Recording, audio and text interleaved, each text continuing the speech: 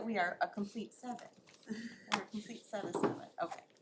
I knew she was coming, 2¼ pages. so I was hoping if I We just knew they dawdled were a little bit coming. Oh, longer, yeah. so. Well, cause I was all ready to walk out the door Ordering and the and sirens were families. going off, I'm like, Nope, not leaving the children. cause Gabe usually home at 5:30, he was More stuck than on one the, thing.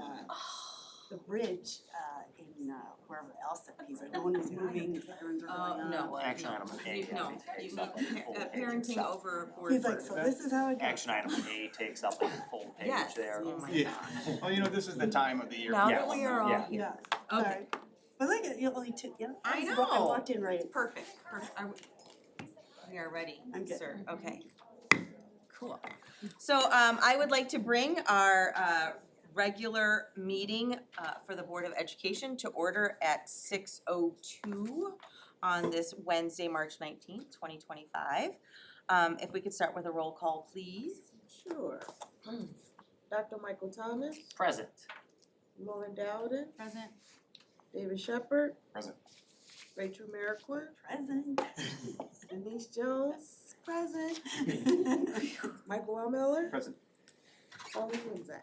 Present. All are present. Safe from the storm. If we could please stand for the Pledge of Allegiance. I pledge allegiance to the flag of the United States of America and to the republic for which it stands, one nation, under God, indivisible, with liberty and justice for all. Thank you. To my board, if we could review the agenda. I'd like to make a motion to accept the agenda as presented. Okay. Second. Okay, Wait. okay, give her a minute. You guys are doing the ball. Okay, Okay. It's Ain't no the time like the same present with time. I know, and a roll call. So, Michael L. I don't Miller, have time to look at it right now. David Shepherd, Yes. Lauren Dowden, Yay. Dr. Michael Thomas. Yes. Rachel Merrickwin. Yes. Denise Jones, yes. Colleen Clemzak, yes, motion passed. excellent. And on to staff reports, please. Great, thank you so much. My first update from this evening is from our Student Advisory Board members. I'd like to introduce Marielle Scudder and Cameron Brennan. Thank you so much for coming. Welcome. Here is our Student Advisory Board update from Cameron Brennan. and Marielle Scudder. About us.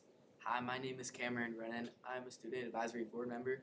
I'm involved in Project Tree and JHS volleyball and cross country at Central. I'm in 7th grade and I originally went to Northeast. Hi, my name is Marielle Scudder and I'm a student at Central Middle School. I am in 7th grade, but I'm from Southeast Elementary School. I am in Project Tree classes and in student leadership, NJHS, and the student principal impact group, and this student advisory board. Excellent. Thank you. The topic of Project Tree and why it is important. We're here today to talk about Project Tree, or PT for short. We want to talk about changes we could make and the changes that have already been made. We bring this up because of the impact this has on students, such as a loss of instructional time, missed specials, and limiting peer relationships because of the way Project Tree works. We also want to thank the board and administration for listening to our feedback and not using buses for Project Tree in the elementary schools anymore. Excellent, okay. Challenges with Project Tree. Some challenges with the way we used to operate Project Tree was students losing instructional time, missing fun school assemblies, and even not making it to specials or second step lessons, which are vital for students' emotional growth. Another challenge that we noticed students facing was having to arrive to school early just for one class. While these classes challenge students, it can be difficult for them to be on time for school because of some families having commitments like jobs. More challenges with Project Tree. Kids can struggle making peer relationships if they don't have any or little people from their school in Project Tree. For example, in our 5th grade Project Tree class, there's only one person from Northwest attending. Now this person eventually did make friends, but having someone in Project Tree that you are close with will help by lessening the intimidation that comes with being in Project Tree. Another challenge is some kids are intimidated by Project Tree and some don't make it in. But a way we can solve this is by more publicly showing what the enrichment system is. In 4th grade, I was in these 2 classes called enrichment. It was basically extra and more advanced reading and math that will help students get into Project Tree. Most kids will not make it into Project Tree, however, some kids that don't shouldn't feel like they are not smart. This is where the enrichment system can come into play. It helps kids feel smart and get into Project Tree so they don't go through their early years of school being smart and not feeling smart enough. The system also solves kids feeling intimidated for Project Tree because, as I said, it prepares you for Project Tree. What we are looking forward to. The enrichment program is again something that we are looking forward to. This is because we believe that this will prepare them for the Project Tree classes at middle school and allow more kids to have the opportunity to meet the requirements for Project Tree, as well as expanding our Project Tree classes. Another exciting thing that we are looking forward to is the more opportunities students will have. This is because with having class at your own school, it will allow more people to make it into Project Tree classes. We are hopeful that the Project Tree and enrichment programs will give students in EP more opportunities. As I said in the title, we want our Project Tree and enrichment to open opportunities for students in EP. By saying this, I'm saying that I want to include as many people as we can in these programs because, like I said on my previous slide, that we do not want imbalances of kids from different schools to happen in Project Tree because it ends up hurting the students. This is why I bring attention to being hopeful about this because these two programs prepare kids to critically think later in life and even open up opportunities like college scholarships in the future. Conclusions. We are so excited for the opportunities that this new program holds. Thank you so much for applying our suggestions to make them into a reality and a better educational experience for future students. Cameron Brennan. And Marielle Scudder.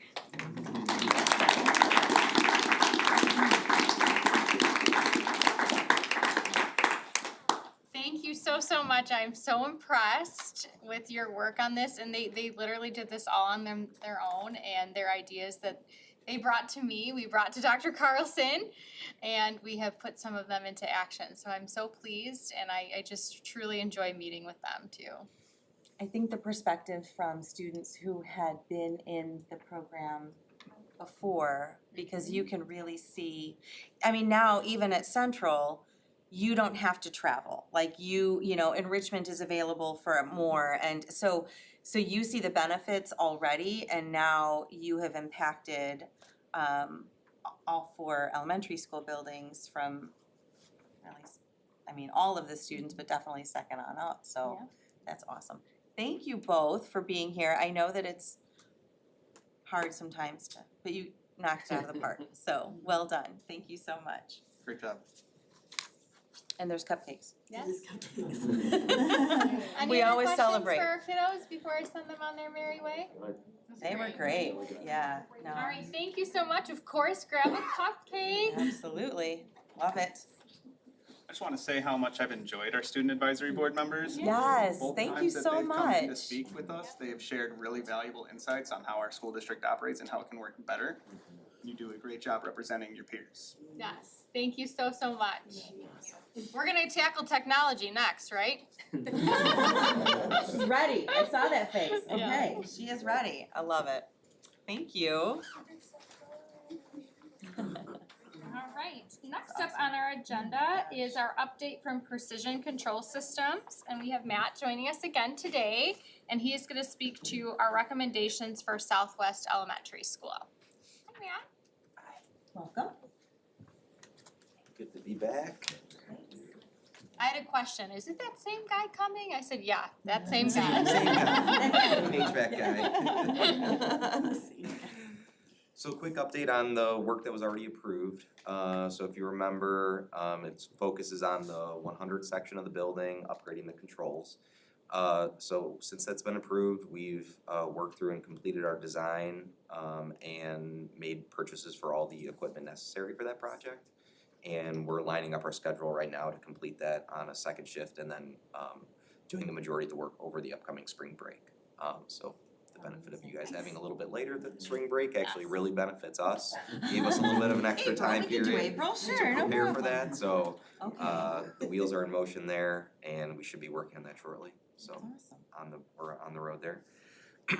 So the work that we proposed kind of as a follow-up to the phase 1 highest priority stuff, or what you might wanna call a phase 2, would be the proposal that was included. that includes improving, one of the biggest, reasons why, for the humidity problems in the school is air infiltration from the outside, and that can be caused by negative pressurization in the building, so exhausting more air than is being brought in through mechanical means. So this proposal addresses that in a few ways. Adds a makeup air unit to the kitchen. It replaces the rooftop unit in the 200 section. It adds a new rooftop unit to the 100 section where there previously wasn't one. All those things bring in fresh air in a controlled manner, dehumidifies that air, brings it into the building, as opposed to where before it would just come in through open doors and cracks and windows and that type of thing. So those are really three main things that are really gonna improve the humidity across the entire building. And then a couple other the immediate needs were addressed in this proposal, including upgrading the controls on the boiler plant and the front office, as well as replacing the gym air handling unit, which is one of the older pieces of equipment across the whole district. And it had kind of a long service history of things being continually wrong with it, so that addresses that need as well. That's a nice way to put it, a long service history. Any questions for Matt? Would this project interfere with any upcoming projects we may have?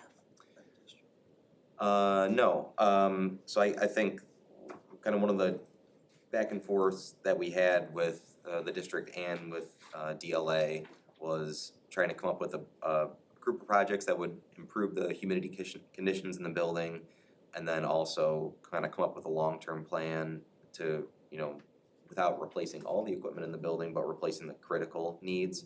So this touched the critical needs of the building. If there was any additional projects going forward, it wouldn't have to readdress the stuff that we've already done. So we spent a lot of time going back and forth with a few meetings, making sure that whatever the work we're gonna do now, it's good for the next 20 to 30 years. It won't have to be touched again. Yep. Yeah, good. Yep. Will any sections of the building that aren't currently climate controlled be climate controlled? And I'm thinking specifically of the gym at Southwest, which is very, very warm. Yes, this does, one of the, I wanna speak to this, so one of the things that's unique about this opportunity to replace that air handling unit, since it was so old, is that it provides the ability to add air conditioning to that air handling unit and to that gym. So that You gym. just made someone really happy, Matt. That gym will have air conditioning as well. My youngest, You got a lot more he's time a- at Southwest. yeah, he's got a career going for at Southwest, so I've got So- 8 years there, yeah. That's great news. Yes. That's a good point. Yes. It really is, that's great Yeah. news. There's no, and, I mean, it's internal, every wall is internal wall in the gym too, like there's Yeah. no venting to the outside unless it's, yeah. There's just two fans. You can either be hot or you can hear in that gym, you cannot do both, or you cannot be cold and You hear. cannot both. Yeah. When those fans are going, Yeah, it's. no, it's very loud, that's funny. Great That's- question. Oh, that's exciting. Yes, super exciting. All right, thank you so much, Matt. Very good, thank you. Thanks, Matt, thanks for coming out. Okay, next we have Jim Hennessy, and he's gonna report up on regarding our summer construction at Northwest School. I think you can tell what's been taking Jim and Eric's time. Construction We project. are going to have a very busy summer. Yes. Awesome. But we're gonna start Northwest over spring break. We're trying to continue like we did at Northeast and Southeast with cosmetic upgrades, new flooring, new paint. So starting over spring break, we are going to start removing some of the flooring at Northwest. Because there's a majority of the flooring at the school that has asbestos underneath the tiles.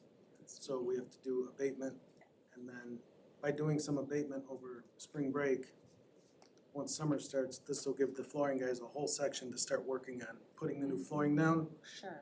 and then they'll just follow along. So, we got 2 bids on the project. We took the 2 lowest bids, but they're also very reputable companies, so they'll be starting, like I said, over spring break. That actually the night of Good Friday is when they're starting, so and they'll be working that whole week. Packing it in, okay. And TEM Environmental, which is a company that we use been using for years. They're overseeing the project, so they'll have their licensed IDPH representative there doing air samples all the time, and there's a whole procedure on how they do it. And then we'll be back the following weekend at spring break to put everything back. Wow. So, the new flooring will not be going down over spring break. Yeah, Just so there will be a few weeks at Northwest where a couple classrooms and a couple offices have bare concrete floors. Obviously, we're gonna provide as many rugs as possible. Sidewalk chalk. There you go. It's a good idea, let the kids just, I tell my kids all the time, I'm like, the sidewalk's too ugly, go outside and draw. Make Suns and rainbows everywhere. we're also gonna provide communication out to the staff and the community about the abatement, cause a lot of people have questions. Yes. It's a very safe process, they've done it for us in other locations. There's really no need to worry, but I know some people, when they hear asbestos, get worried. Yeah. But we'll send out, we got communication from TEM, the people who are overseeing the whole project, that we're gonna send out to all the families and staff and everything, so.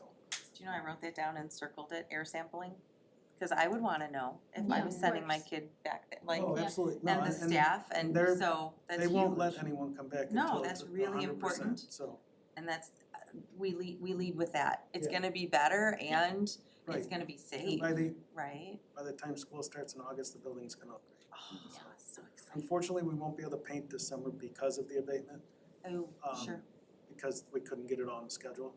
So hopefully next summer we can go back in and finish the second half of the cosmetic upgrades by painting and painting the lockers, giving them a fresh touch up and everything, and well, great. It really does a lot. We just had some tours of Northeast after the work that went on there, and it just does so much to make the building look new and fresh, and just it really came out great, so I'm And excited the way the for it. electrostatic painted the lockers at Northeast and Southeast, it came out. They look amazing. It looks awesome. Yeah. So that's what we plan to do at Northwest too. Possibly before next summer, maybe, if we can find some time to get it, squeeze it in, but Christmas break. But yeah, I'm excited. It's gonna be really busy between there, Southeast and Southwest this summer, so. But that's good. yeah. It's a good thing. It's all good things, yes, for sure. Anyone have any questions about the abatement process or anything? Are we also doing, like pulling out the lockers and doing underneath of them, or is that concrete already underneath? It's concrete under there, so. Okay. There's one small section of lockers by the pre-K area that we're gonna take out, cause the flooring is underneath those, but the rest of the lockers, we don't have to worry about. Excellent. So, Good thing. okay, thanks. Thank you so much. Thank you, Jim. Thanks. All right, next up, we have an update from technology from Mr. Lee regarding our phone service. This is our current fix as well as upcoming recommendations for the April board meeting. I cheered when I got that email from you earlier this week. Not as loud as I did. I bet, well done. I have T-Mobile, so. So as you guys all received the update yesterday, we are confident as we can be that the lines are cleared. Received no calls, no emails from any member of the community after that email went out suggesting that there is still a outstanding issue. Long process, glad that part's done. Looking to the future, we're looking at phone system updates, upgrades. Our current system is incredibly outdated. The release of Call Manager that we're using was released in 2014, and it received its last security update in 2019 or 20, right in that break. And it can no longer be updated in its current form or serviced. So moving forward, we need to, for the safety and security of our students, replace the system with something. And after months, in fact, of research, I'm coming to you with a recommendation to move the district to phone services by Rival 5. They are a company that in the northern Illinois area has become very well known, recommended by school districts. The local tech directors group, anytime we discuss phone systems, it is overwhelming positive recommendation to move to Rival 5. Once we spoke to Rival 5 and high school tech director found out that we were talking to them, he reached out to me and said, hey, let's talk about it and let's see if we agree. The advantages that Rival 5 could be and see what kind of partnership there might be available for us. And they first came to my notice when we had COVID. They released some free options for communicating with families and allowing staff members to make phone calls from their home and not publish their home numbers.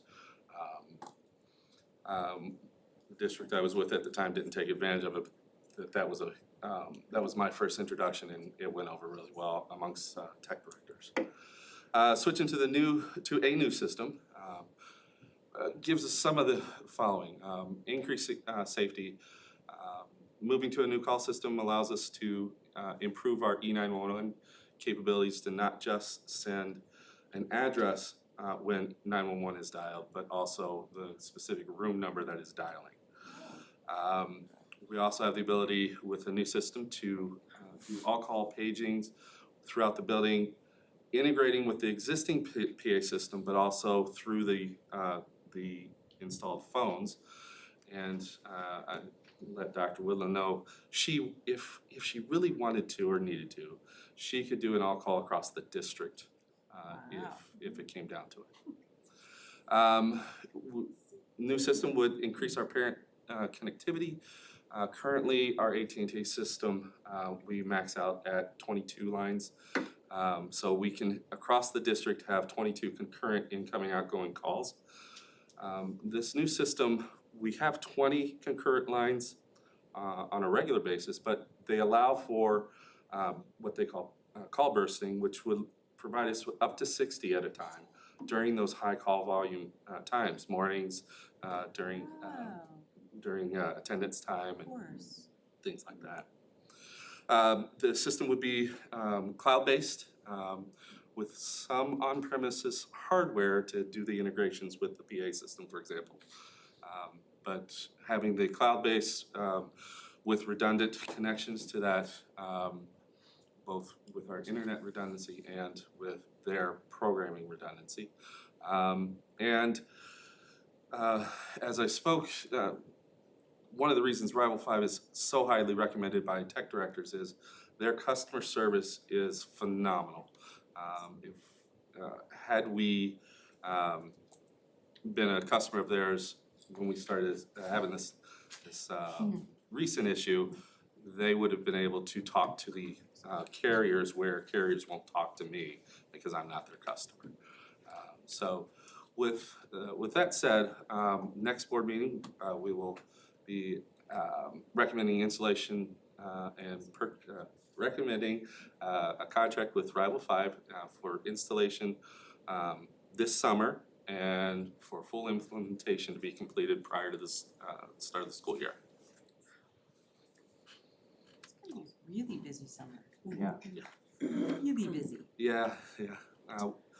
Dr. Willens told me I could hire a couple of aides for the temporary aides for the summer because we also have a few projects going on.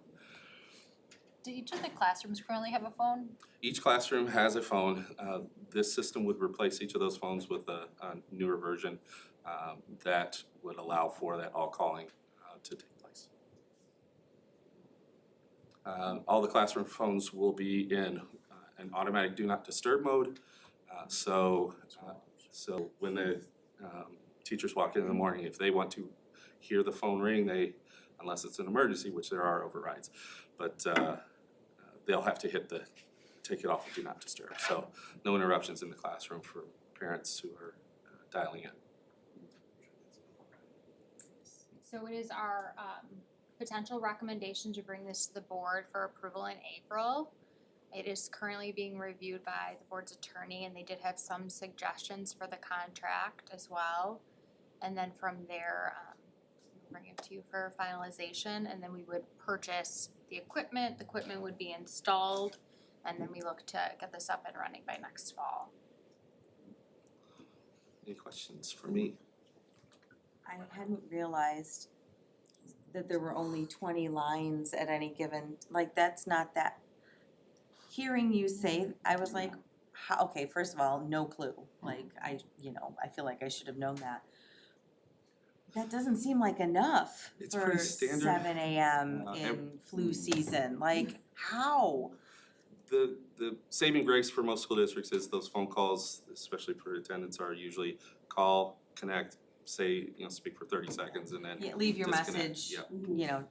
hit 9, whatever, okay. But the 3 districts that I've worked at where I've had this experience with the phone system, 2024 is right average. You had me at no security updates since 2019. Yes, that was the That's I why. mean, it really Yeah. is, I like the idea that we could do an all-call if you had to.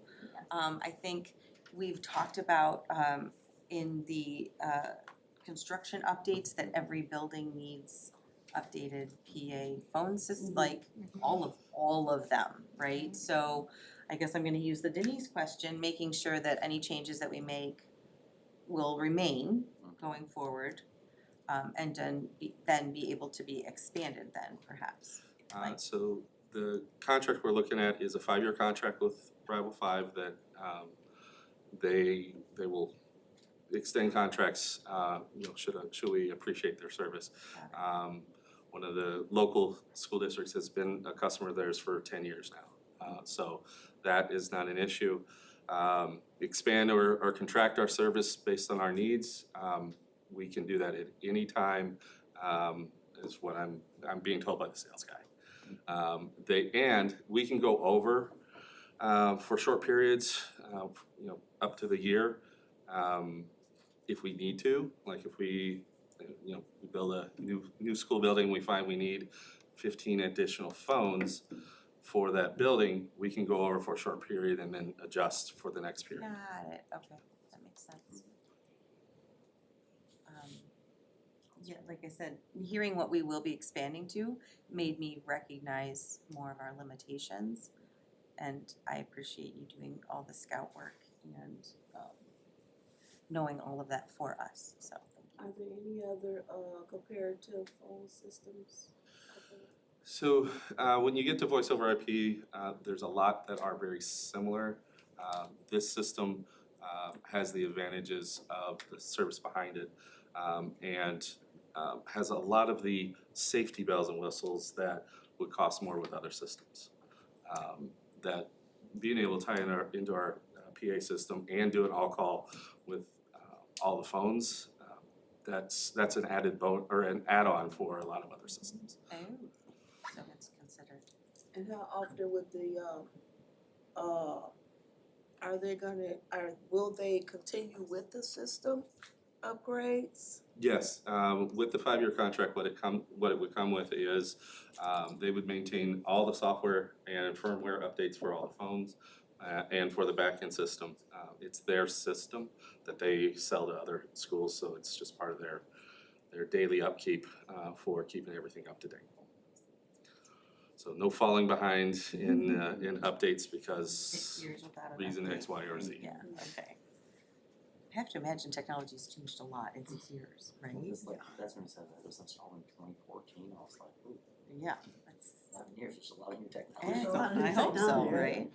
And I imagine, it's nice to think that like if 231 uses it as well, if there was ever something, you've got somebody that can answer questions for you right there, and someday if there needed to be all 6 schools kind of, like, we don't want that to happen, but if there was ever to be that day, it seemed like it could be possible that way, of course. Added layer of support. Yeah, definitely. Thank you. Thank you, Dan. Thank you. Okay. Okay, Okay, next up on the agenda is the school calendar, which is an action item on today's agenda for the 25-26 school year. You have a paper copy in front of you, but I'm gonna go through the highlights by each month. So in August, our new staff will start August 13th, and we also have our D124 Academy, which is for new teacher inductions.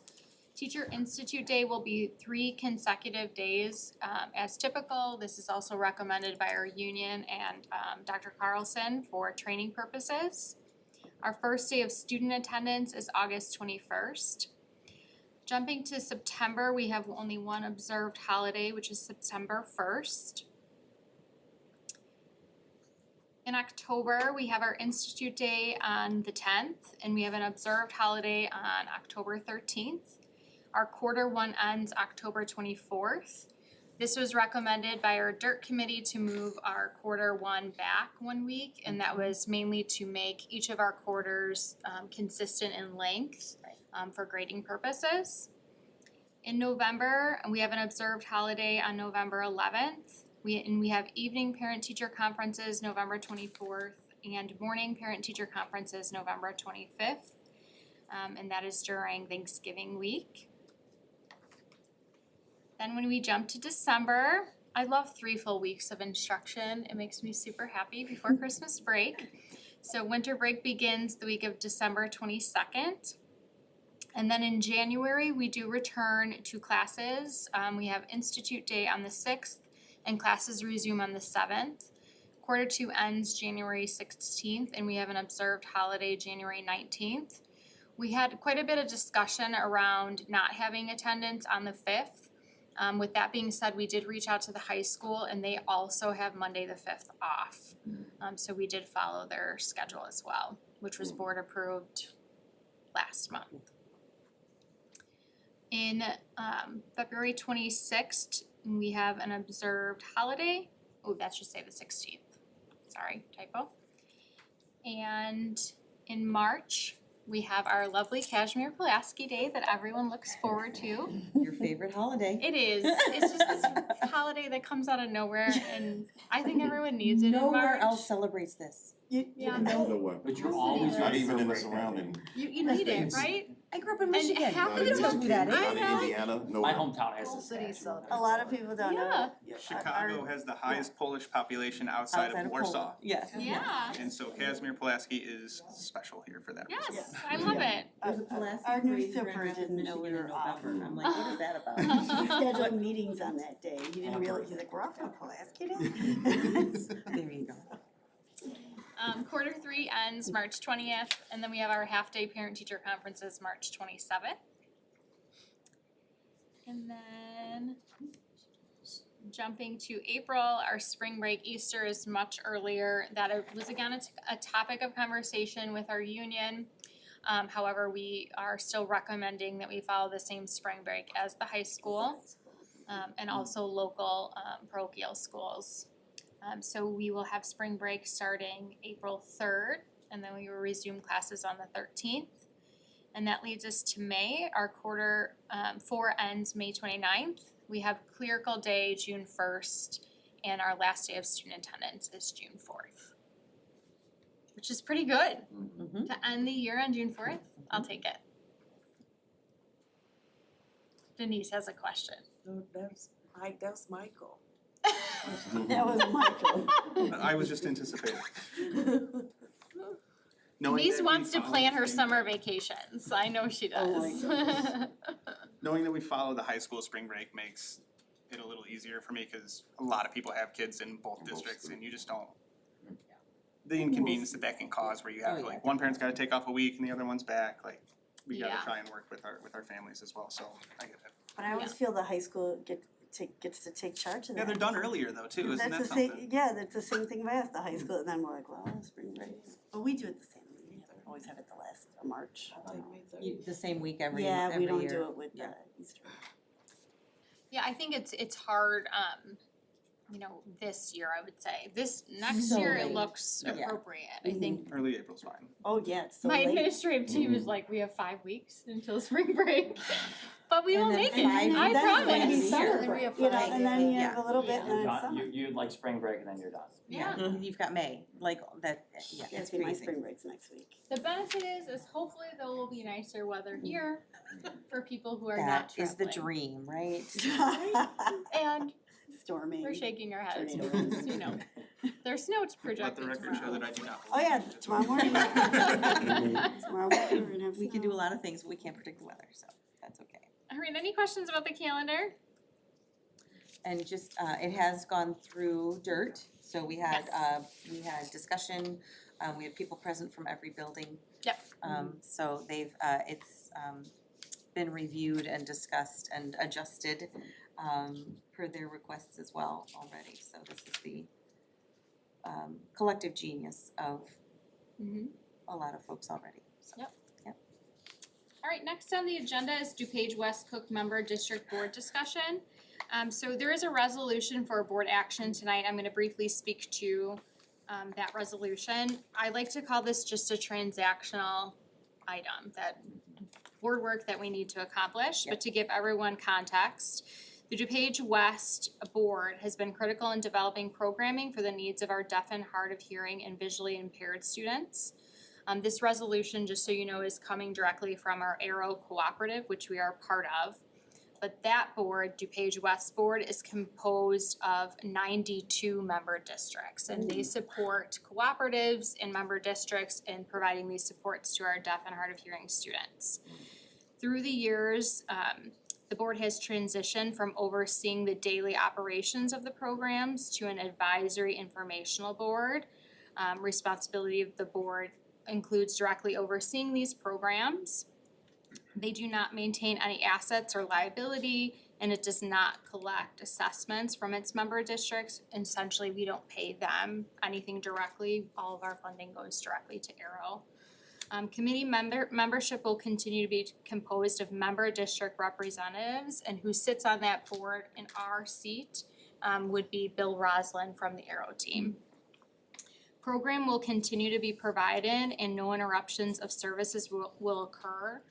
But to speak generally, what they're having a hard time with is they're not even getting a quorum to vote. 92, That's a lot. so many people. Really? Yeah, they're not getting a board to show up, Oh, and that's so frustrating. they're looking to transition it from like an acting governing 46 board. superintendents to show up on the To same day and get place a simple double the quorum. majority. Wow. Yes. So essentially, they'll still do all the work, they're just going to be an overseeing of advisory as opposed to like a voting board, if that makes sense, and that's what the resolution speaks to.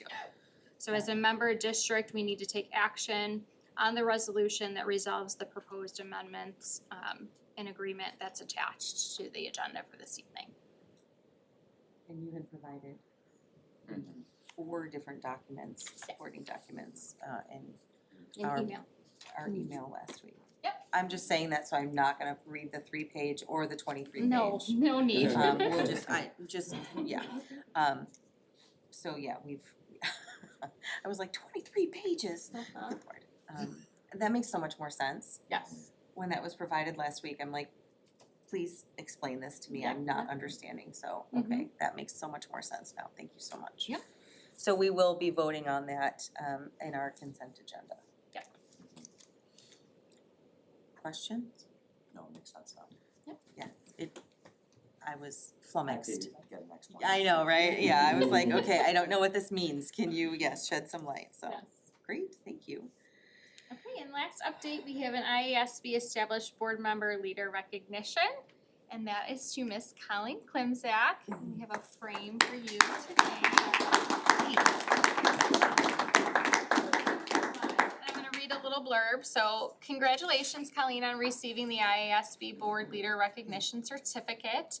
IASB recognizes school board members for individual time and effort devoted to learning and leadership activities provided by the association and for service to the public education community. Yes, you do all of this for free. Wait, what? Cupcakes. So individuals that earn board leader recognition status are recognized at IASB during the spring division meeting. So thank you so much for everything you do. Congratulations. It's very shiny. Uh-huh. Like, I don't know what I did to do that, but I'm established now. Look at that. It only took 7.5 years. And we have one regular left. But thank you, that is, it's I very told exciting. Sonia, I said, we need to frame this time It's around. very, I'm like, okay, this is pretty. No, that's awesome. Yes. Thank you. Congratulations. Thank you so much. Yes. All right, next up we have Eric Trosey. Hello there. We had 2 FOIAs last month, one from Smart Procure and one from the Chicagoland Laborers District Council. Both those have been completed. Statement of expenditures, pretty consistent expenditures from other months. Salaries and benefits took up majority. Looking to start seeing a lot less towards supplies and materials going forward towards the end of the school year, but also with the capital projects, expect for that to go up a little bit because we have the spring break project coming up. Statement of revenues, we started to receive some tax money that we were expecting to see this semester, which is good. One thing that I did do to change this chart, just so we could see the comparison from this year and last year, is I took out the transfer in from the bond. It's just so, and I highlighted in yellow, so that's just the working cash revenue outside the bond revenue, just to show the percentages, to show that at this moment, at the end of February this year, we're at 65% of our projected revenues, and then at February of last year, it's at 62%. Because it was inflating. Yeah, it was at 82% with Yeah, it, so I just okay. wanted to I got you. switch it back. No, that makes sense. So the money didn't disappear. No, it's just in the transfer column. Without that money in, we are at pace where we should be. Yeah. Okay, that makes sense. Thanks. And as a result, the fund balance has gone up just slightly because we received the tax revenues.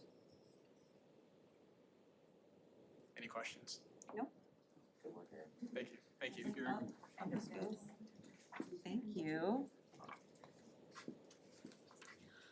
All right, next we have Dr. Mueller coming up for, in Hello. place of Dr. Carlson. That's why I was I confused. know, I was like, wait. The role of Dr. Carlson will be played by Dr. Mueller this evening, Yeah. but it's graduation. Yep, so we have a graduation update, so that'll be Thursday, May 29th at 6 p.m., still at the Shannon Center at St. Xavier. We did our tour a couple weeks ago, and I know last year we had like a special parking lot that we could park in. They're no longer doing that, so just so you know, so we can still park in lot 2, but they're not doing the special, yeah. So I didn't put that in here, but I just remembered that I thought I should tell you that. So 8th graders will receive 5 tickets like they did last year, and they will receive those the day before graduation at graduation practice at Central. Students will arrive between 5 and 5:30 on May 29th.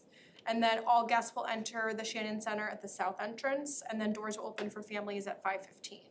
And then, just because we know 5 tickets might not be enough for everyone, Dan is so kindly setting up a live stream for us, so we will be able to have a link for families to be able to live stream for out-of-town guests or anyone who can't make it. Awesome.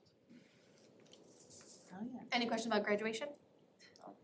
Okay, I'm still up here for another thing, so. Okay, and I will be, now that we have that, the board always looks at the names ahead of time because we tend to invite people, like if there was a family member or something from a past board member. So I will be poking you a little for some information about that, and whatever you need from the Board of Education, please ask for You'll as still well. be doing your speech, right?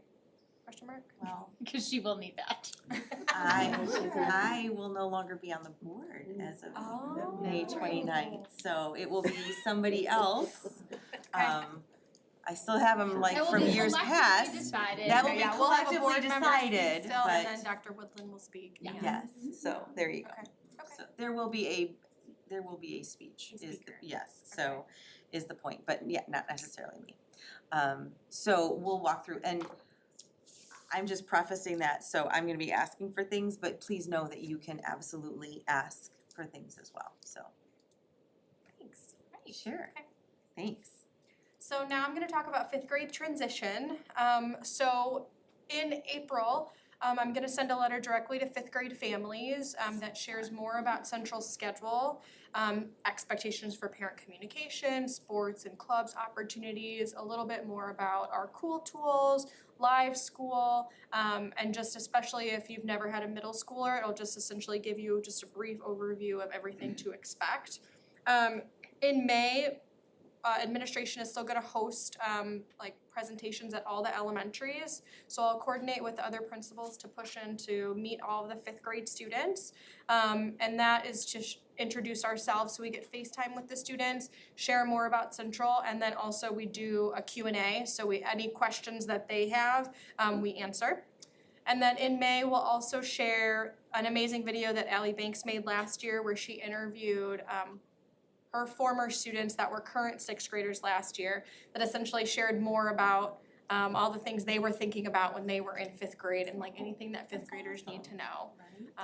You know, like Central Middle School's pizza is really good, so all the important stuff that we shared. Absolutely. Data points. And then we're also gonna share, and this was Dr. Woodland's suggestion, we're gonna share too with families the video that we shared last month at the board meeting of the essentially like students sharing how they feel welcomed at school and thank you to staff. So then parents, especially if they don't have kids at Central or haven't experienced us directly, then they can see from the student's perspective how they feel essentially at Central. And then in June, Elizabeth Rapp worked hard on that last year, answering like frequently asked questions that they get. So I'll share that in June. So it'll kind of be like a slow rollout of everything. Oh, and then I forgot Step Up Day, sorry. So that's important, That's a in May. huge day, So yes. we'll be doing Step Up Day again, May 30th, so that's gonna be the half day. So all the current fifth graders will come to CMS, and they'll come with their fifth grade teacher to essentially experience Central for the first time. And then our current sixth graders will step up to meet their seventh grade teachers, and then the current seventh graders will also step up to meet the eighth grade teachers. So it'll be a fun day all around. Last year we did get the fifth graders pizza in the cafeteria, so we're gonna do that again. And then last year, on the last day of school, the students raised enough money to buy the water bottles, cause we did that walkathon. And we were able to buy enough for the incoming sixth grade class, so they'll get Nice. some as well on Step Up Day. That sounds great. Yeah. We do such a good job now. We didn't, okay, I'm old. Like, my kids, like, they went there and they went, like, that was it. First day was first day. We do such a good job of onboarding our students and our families, and that is just huge. Thank you for all that you do. That's amazing. It's a team effort. It is, but I appreciate the team, so. That's good. It answers a lot of questions before they're even does. asked, which is, I think, is critical, especially as kids are transitioning, you know, from one building to the next or grade level to the next. Just the smoother it is, the less hiccups we have along the way. And the parents, like, it is scary if you've not had a middle schooler before, you know, if you aren't familiar, your kids might be, like, they might have been there for various events or something, but, you know, letting the parents feel more comfortable about it too, it just decreases anxiety and answers the what ifs, and I just think that's huge, so. I think I panicked when my daughter first went there because I didn't know what she was gonna do after school. Oh, yeah. You know, and then because I think a thing that needs to be brought up to parents ahead of time is like homework haven, you know, doesn't start right away. Yeah. It starts a couple weeks later.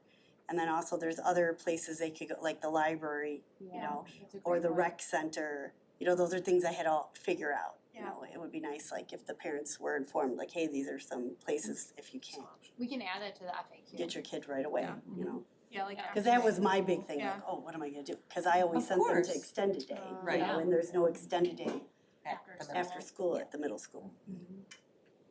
There are activities, but But you're right, there- they but don't, yeah, they it's just don't, like that and not first on 2 half weeks, days, and, yeah. no, I get it, yeah. But there is the library, you know, and there's. And like you said, you had to figure it out, wouldn't I it be had to nice figure it if out. they, It would have been nice, like, to know, cause I started, I think I probably bothered everyone, like, you know, it's not about it. like, when does this happen? When does this start? When does, you know? Yeah, Mhm. of course. You're not the only person who asks those questions, No. so if we could add that to the list. Yep. That's fine. All right, great, thank you so much. Thanks, Shannon. You. Next, we have Ms. Vermeer to talk about summer school.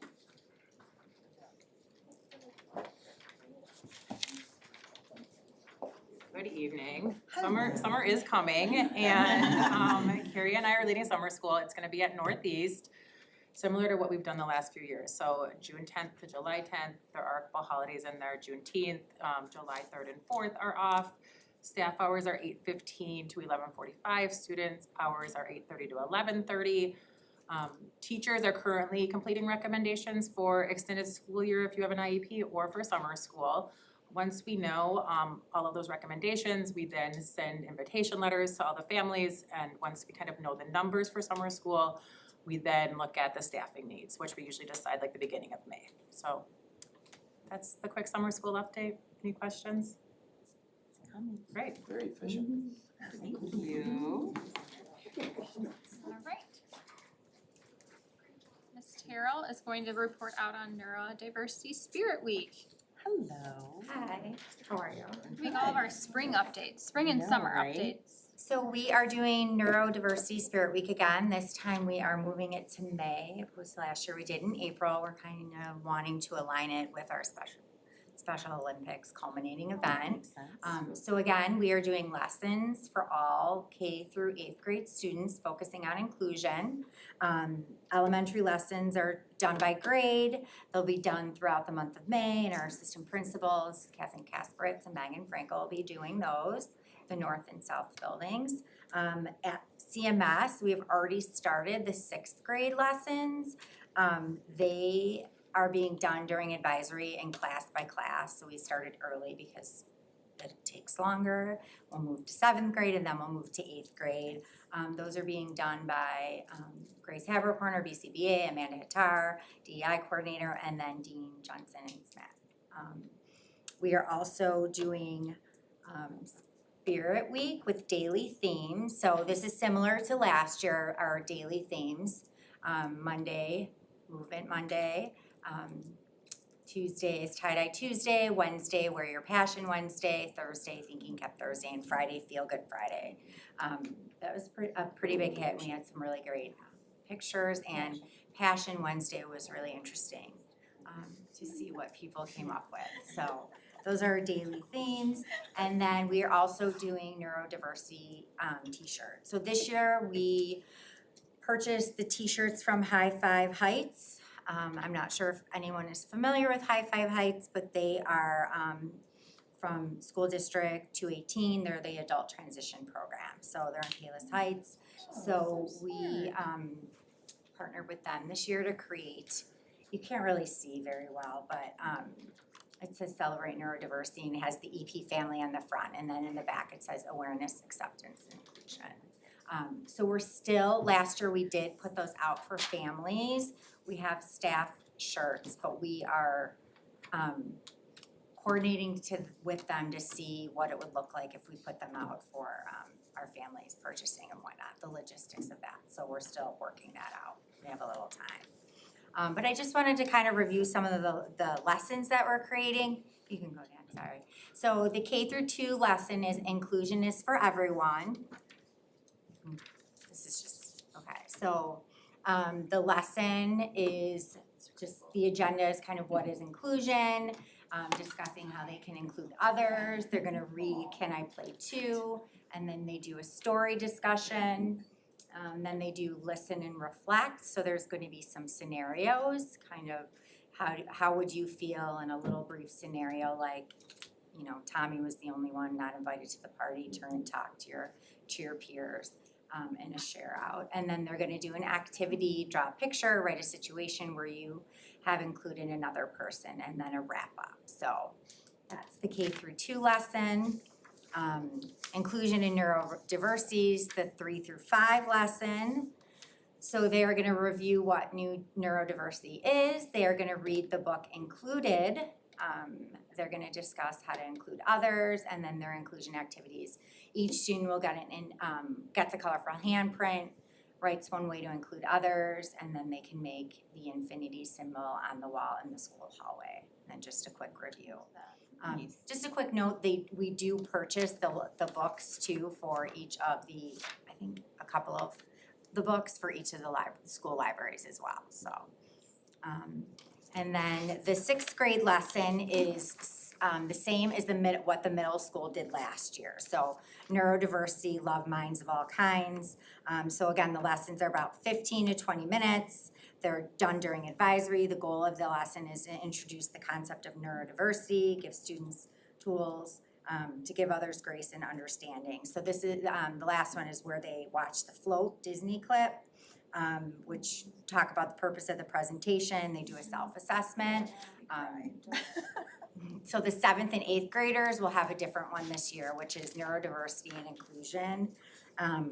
So again, they're gonna define neurodiversity, define diversity, define neurodiversity, talk about examples, and they're gonna watch a TED Talk. The future is neurodivergent, the power of kindness and inclusion, and then they are gonna do an activity like how to promote inclusion in their school and community, drawing or writing it on a sticky note, how they can practice that in their school or community. The goal is to have each grade have their own lesson. So next year we'll have 2nd, 5th, and 8th grade will have their own lesson, and then obviously this year we'll have these lessons too. So the goal is to everyone will have their own. So recycling some, new for others. So we're very excited about it. It's usually a very colorful week. Does anyone have any questions? It's great. Thank you so much. I was just explaining neurodiversity to a young adult because they didn't have that when they were in school, right? And how they missed that, so grateful, thank you so much. Okay. I have things to say. Okay, so we are on to public comments. Per Board of Education Policy 2230, a few reminders specifically about the logistics for the public comment portion of every meeting, including this evening, as is posted on our agenda publicly for every meeting. To respect all of our stakeholders, our commenters, our board, our public, we adhere very closely to the 3-minute limit for comments for everyone. We will set a timer and we expect everyone to respect their 3 minutes. In addition, we do not respond to public comments at board meetings, but we do hear them. We respect them, we listen to, and we take into account all community member concerns. If there is a specific question that comes up that we can respond to after the meeting, we will do so in a timely manner. And we do have a public comment. And so Ms. Peel, Yes. would you like to approach? Or you can do it from there too. Oh, okay. However you're comfortable. So we do stick with I can't wait to hear what you wanna know.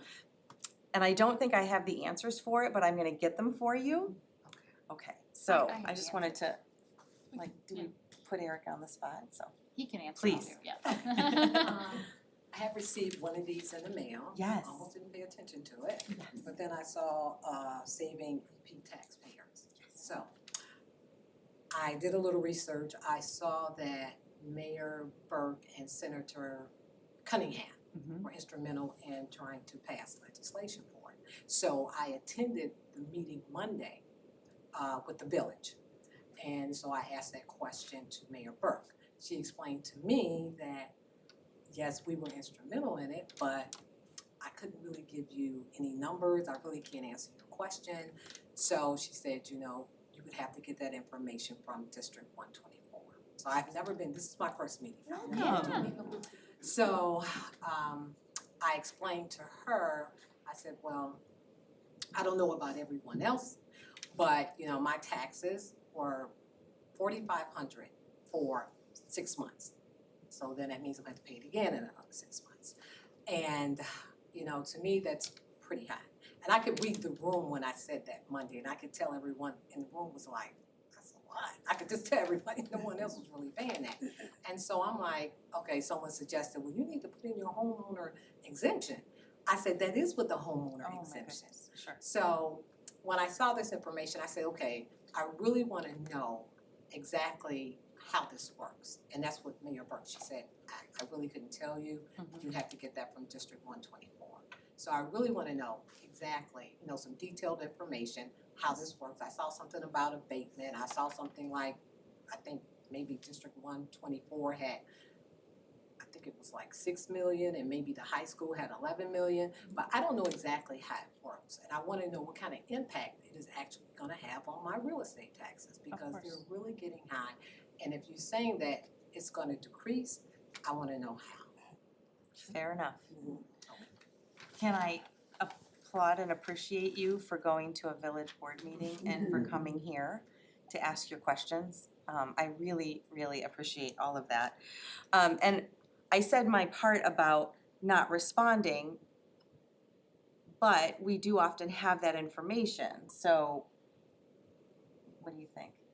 I think we should schedule a meeting to Yes, actually give okay. her the detailed information that she needs. And I also think, because if you're asking, other people are as well, that we will also put that out in some of our communications to not just families with children in the district, but to EP. Yeah. Right, so we need to be better. I know that, and so we need to be better about making that public for everyone. Because again, if you are asking the question, other people are as well, and it means we haven't communicated that well enough. So, Sounds like it's I have your number. another video. Would you mind, maybe after, or if you don't wanna stick around, that's fine too, if I may have your cell phone number? And, we can Sonia? Yeah, schedule. she can give it to Sonia. Oh, that'd be great, yeah. If we could set that up, Dr. Woodland would be happy to set that up. Yep, We can make absolutely. sheets just offered. So it's not gonna be exactly a phone call, it would just be a phone call setting up a meeting so I can come in, Or I can call you directly, whatever works best for you. probably in person. Well, really Yeah. what would help if I could have some transparency, like some documents, so I could see exactly, where the money is going, how it's gonna affect, Yes. I know we how it's have- gonna affect me. So I Of would course. like to see numbers. Yes, of course. We have discussed it at past board meetings, so it's in our minutes, but it still might be a description versus the actual documents. So again, if you are asking the question, other people are as well, and so we need to be better about sharing that out, so thank you so much. I Thank really do you. appreciate that. Do we have any other, okay, it's just. Awesome. Okay. We are on to board reports. Yes. Ms. Jones? Sure, Yeah, sure. very light, Arrow board meeting on Monday. They still have several job openings. They approved the 2025-2026 school calendar. And that's really it, not a lot. Rachel mentioned something about a library. Did anyone know that Arrow does not have a library? Oh. Oh my gosh, no. Did anyone recognize that? No. Seriously? No. There is no. I didn't even know that school was huge. We've taken so many tours. You're right. I know. And we were there. We were there several, I'm Multiple there, times. Like I'm there. multiple times. I'm there all the time. And no Yeah. library. Wow. Do they have something like like Central has, the media center versus the no, Wow. No library. They designed the school without incorporating a library. So one of the teachers. Oh my goodness. One of the teachers came up and she brought a lot of books to the school and she asked for a lot of donations and it's so funny because she told the whole story. My mouth is open. I And- can't I believe guess we because didn't they never realize put two this. and two together either. They developed a system, a library shelving system with crates, out of crates. And Okay. it started That's off. great. And so they build from and build, and they have a little library. They call it a not so secret library. Oh, that's clever. It's a not so secret library. that has grown to over 4,000 books. Oh my gosh. Donated to them. They have a system that was made, a processing system and procedure for scanning the books. And they have student library workers to help Oh, really, the students to come to the, Mm-hmm. I just don't understand where this, Where that was missed. I'm calling it a mobile library because there's no set room for it. And so it's like they put the shelving together in the hallway and then move it back into whatever room. And they do that Tuesday through Friday. Now, I mean, it's really great, It is. but that's how we learned that Arrow doesn't have. I mean, it's K to 12, like that is a broad range of reading. Yes. So we Yeah, right, don't want to miss we that. figure something out, like, Wow. but the teachers are doing a very good job with structuring it Yeah.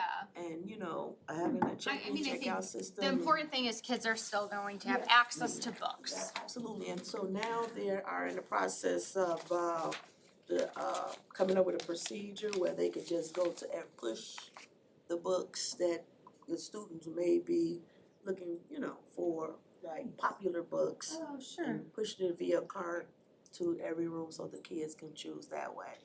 But yeah, there's no library in, There is now. there is now, a There not is so now. secret, A not so Library. secret library. yeah, It's amazing. That's great. that's, They soundproof rooms, there's light therapy, And they no recycle the library. water. They have a library.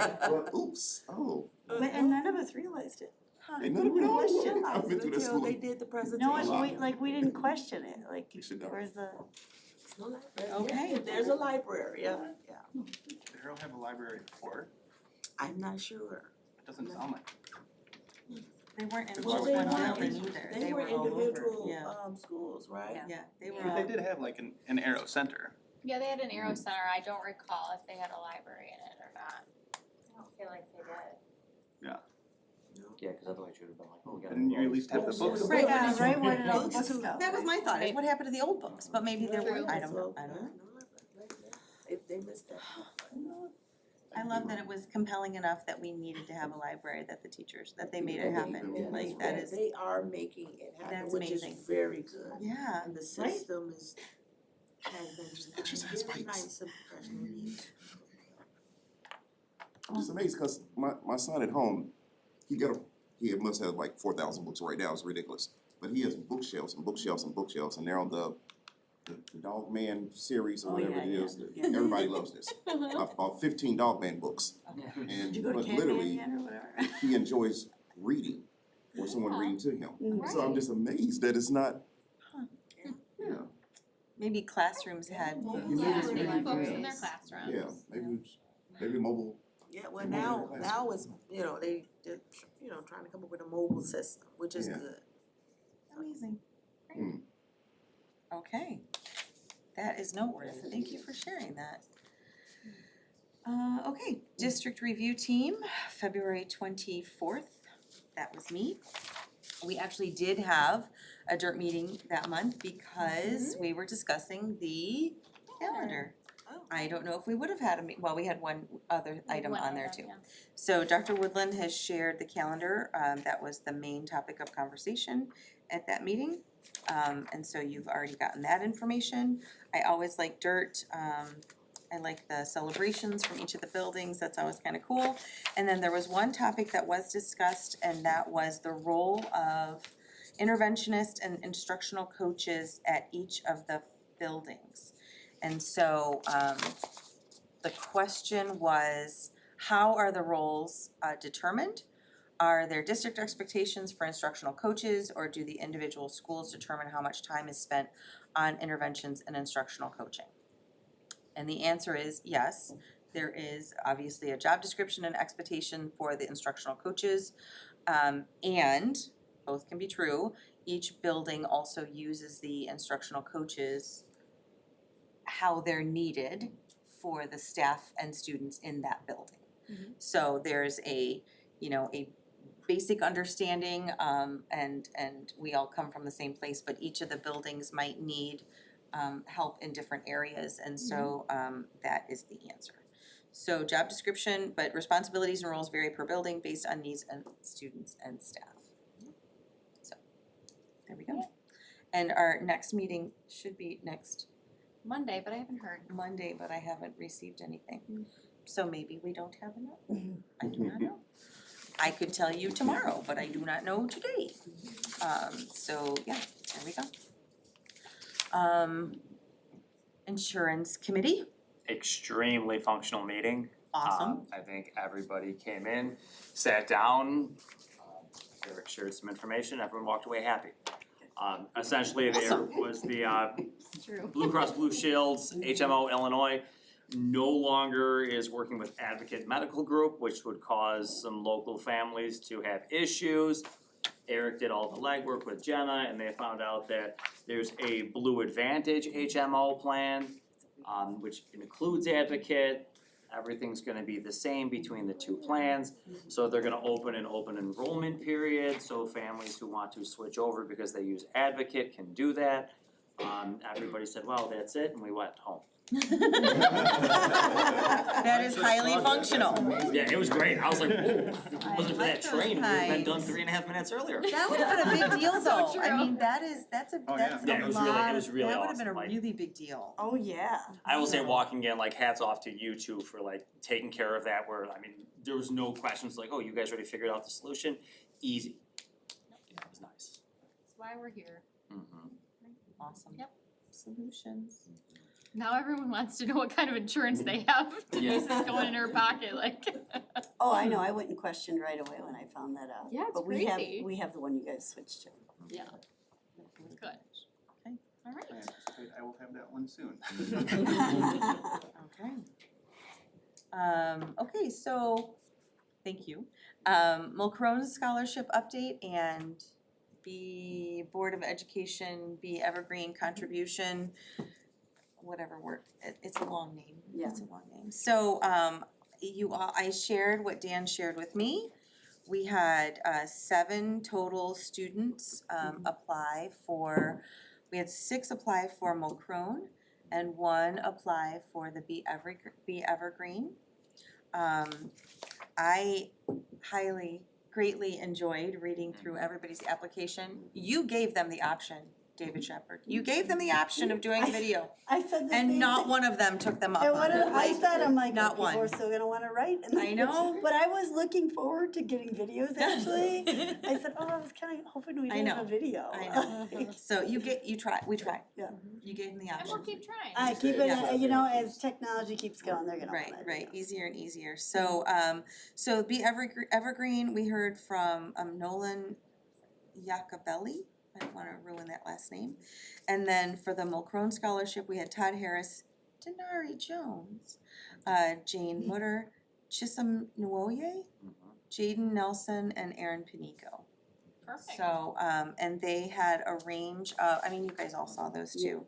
So we had everything from EP football, we had, Southside Shooters basketball. yeah, we had basketball, we had art camp, we had, another EP football, Macaulay volleyball, Mhm. Those are Southside- wide range, yeah. Southside Shooters, and, D124 Sports Camp, Elite Volleyball, other soccer camps. We got some overachievers at Central Yeah, Middle like I'm School. gonna do a lot. Yeah. Like, sheesh. And yes, Dr. Woodland, I asked her multiple times to blast your families at Central Middle School and students with that, the application and things like that. So if they felt harangued, I apologize. So what are we thinking? There was only one that was over the 500 limit, and that was 600. So, I mean, we set 500 and I'm comfortable with Yeah. sticking with 500. Yeah, cause that's what we said. But otherwise, wishes granted. Oh, absolutely, that's what I said. I love this game. Easy. Okay. Neat. That's the most fun email I get to write all year. Congratulations, we will be happy to.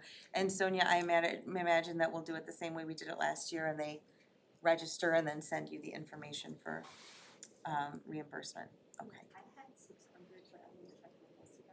Oh, as the limit, Oh. so on the application, it says 500, cause last year we had 12, and we also added, you know, another fund, so we just wanted to, so yeah, on the application, we said 500, and again, I think only one of the students asked Yeah, for it was over, only one. and then it was still just 600, so.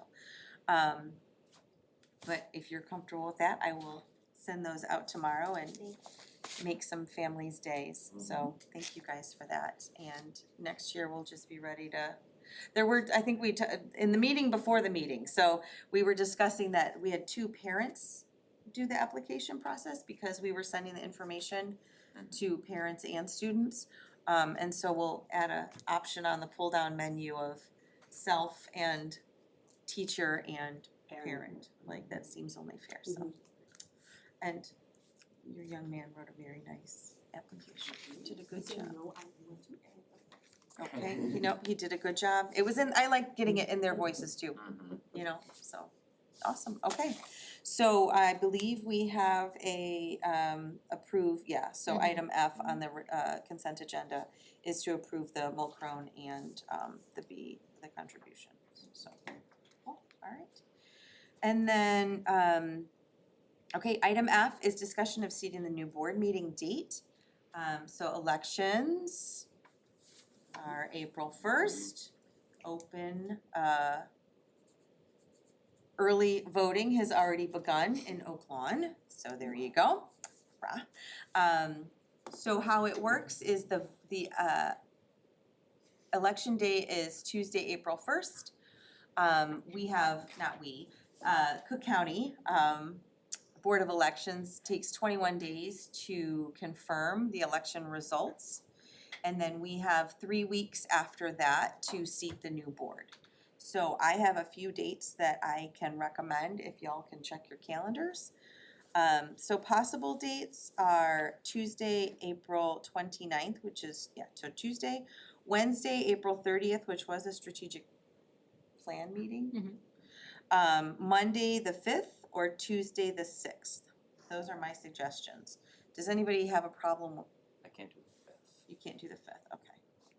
I was gonna say, it's easier to tell me who has a problem with them versus who's okay with them. I would not recommend the 6th because we have elementary registration that night. For some reason, I'm thinking the 30th is a no. Well, the 30th was a no, like there's for you. strategic It was planning supposed to be is- strategic Oh, plan, but that's now it's right. not, So so, now it's not. That's, okay. right? So So all of maybe you that- were available on the 30th. We were available on the 30th already, so I was gonna, that was a strong suggestion.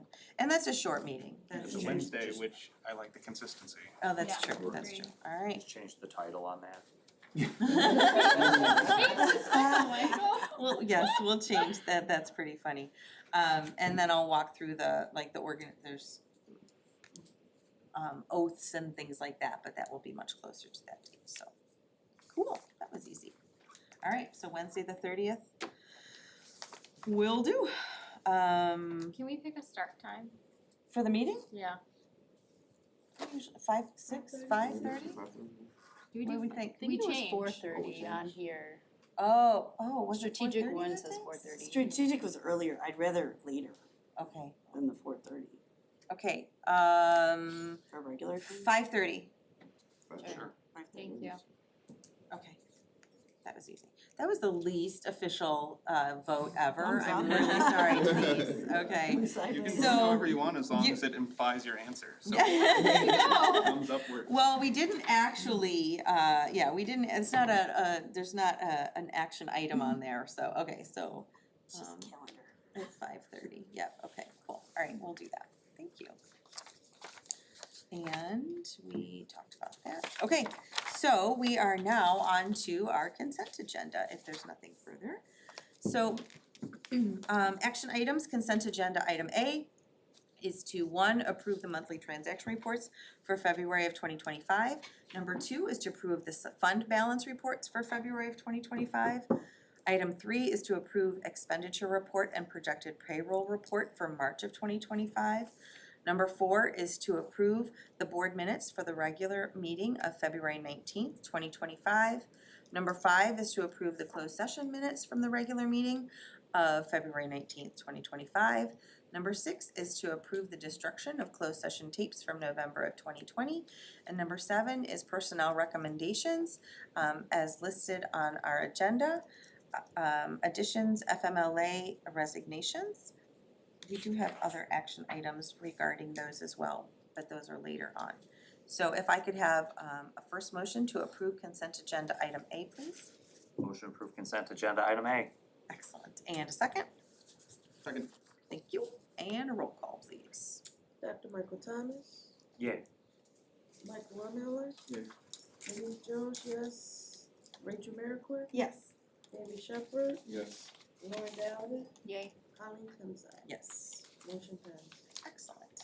Item B is to approve Precision Control Systems, Inc. proposal for Southwest School HVAC upgrades that we had in our packet, and we also heard from Matt regarding this evening, in the amount of $918,000. If I could have a first motion, please, to approve that proposal. Motion to approve agenda item B. Thank you. And a second? Enthusiastically second. And a roll call, please. Dr. Michael Thomas. Yes. Mike Warmiller. Yay. Denise Jones, yes. Rachel Merrickwit, Yes. David Shepherd, Yes. Lauren Dowdy, Yay. Colleen Clemzak. Yes. Motion passed. Excellent. Item C is to approve DLA's architect's bid recommendation for the 2025 flooring replacement project. Thank you, Jim Hennessy. At Northwest of total contract amount, including the base bid and alternate number 1, and award the project to Diversify Pro, Inc. for the combined total amount of $399,323. If I could have a first motion, please, to Motion to approve approve C. agenda item C. Thank you. And a second? Second. Thank you. And a roll call. Dr. Michael Thomas. Yes. Mike Warmiller. Yay. Denise Jones, yes. Rachel Merrickwit, Yes. David Shepherd, Yes. Lauren Dowdy, Yay. Colleen Clemzak. Yes. Motion passed. Awesome. Item D is to approve the school calendar as reviewed for the 25-26 school year as presented. A first motion, please. I'll make the motion. And a second. Second. And a roll call. Rachel Merrickwit, Yes. Dr. Michael Thomas. Yes. Lauren Dowdy, Yay. David Shepherd, Yes. Denise Jones, yes. Mike Warmiller. Yay. Colleen Clemzak. Yes. Motion passed. Excellent. Item E is to approve the resolution approving proposed amendments to the DePage West Cooperative as intergovernmental agreement as discussed. I'll make the motion. Thank you. And a second. Second. And a roll call. Denise Jones, yes. Dr. Michael Thomas. Yes. Lauren Dowdy, Yay. David Shepherd, Yes. Rachel Merrickwit, Yes. Mike Warmiller, Yay. Colleen Clemzak. Yes. Motion passed. Great. I see that there's both listed here. I thought they were together. Item F is to approve our Judy Mulcrone Scholarship recipients times 6. If I could have a first motion, please. I'll make the motion. And a second. Second. And a roll call. Rachel Merrickwit, Yes. Dr. Michael Thomas. Yes. David Shepherd, Yes. Lauren Dowdy, Yay. Denise Jones, yes. Mike Warmiller, Yay. Colleen Clemzak. Yes. Motion passed. Great. Item G is to approve our newly formed Be Evergreen Board of Education Contribution Award recipient. If I could have a first motion, please. I'll make the motion. Great. And a second. Second.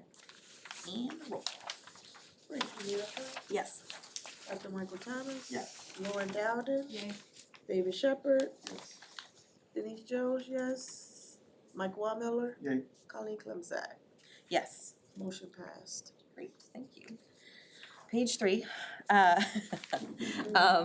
if I could have a first so item H is to approve the Board of Education donation to Evergreen Reads not to exceed $24.50 for the purchase of The Wild Robot by Peter Brown. I read that book.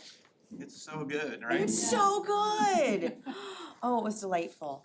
And I have a friend who's working on the Spoilers. movie, so I'm like, how do I somehow make that, like, he's out in LA. I was like, how do I make that work?